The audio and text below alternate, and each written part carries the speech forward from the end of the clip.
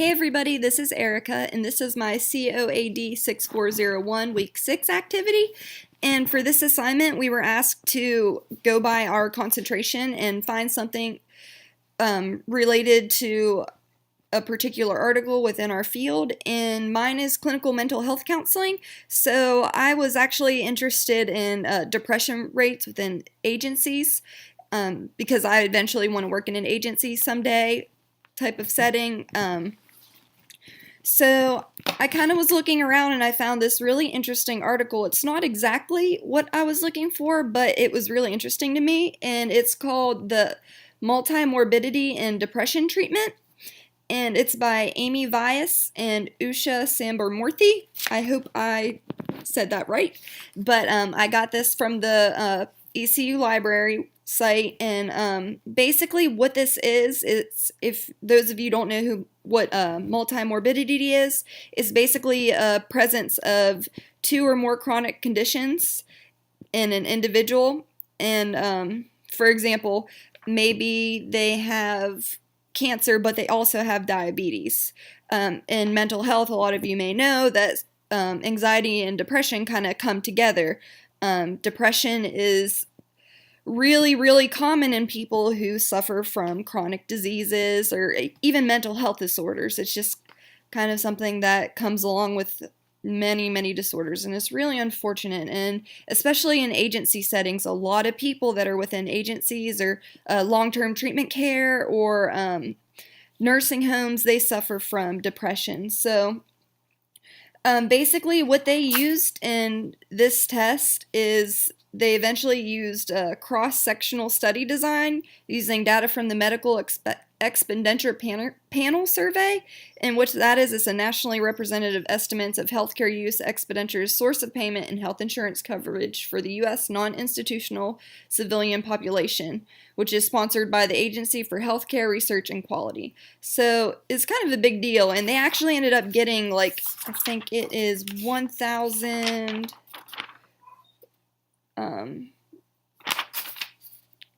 think 1,112 adults. So I would say the reliability of this experiment is pretty high, just because they had so many subjects and they had so much research to work with.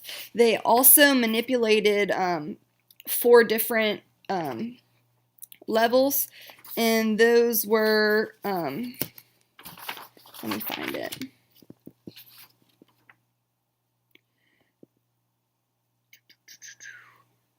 The depression treatment, what type of, I guess, chronic physical condition that they had. They split the conditions into clusters, cardiometabolic clusters consisting of diabetes or heart disease or hypertension, and respiratory consisting of COPD or asthma, and also musculoskeletal consisting of osteoarthritis and rheumatoid arthritis and osteoporosis, my bad. So what they basically did is, of these 1,200 adults with depression, they grouped them up into these 4 clusters, mostly because they were the most prevalent within the research that they collected from the MEPS. So by taking those, they just kind of compared people who took antidepressants, the numbers that they came in for walk-in services. They also compared socioeconomic status. Some of the demographics they used was their gender, race, ethnicity, age, all of which were over 21, and health status, which were measured through with health status excellent, very good, good, fair, or poor. So all of that was just kind of the things that they used to manipulate this. Okay, you're split up between these people, and some of them have a diagnosis of maybe just heart disease and depression, or they have heart disease, high blood pressure, asthma, arthritis, all of that, and depression. So basically what they wanted to see was, okay, so there's all this information out there saying that people with multimorbidity and diseases have a higher rate of depression.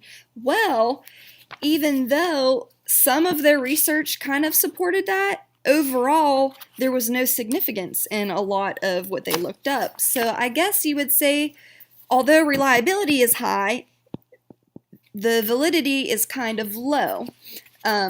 Even though their work will still contribute to the whole outlook on this whole theory, it was really surprising that the number of chronic conditions do not affect treatment for depression or response to treatment for depression. Also reported that co-occurrence of chronic medical conditions is not associated with the diagnosis, treatment, and follow-up care of depression. So basically, the presence of multimorbidity in the fully adjusted model, including total number of outpatient visits, was not associated with depression treatment either.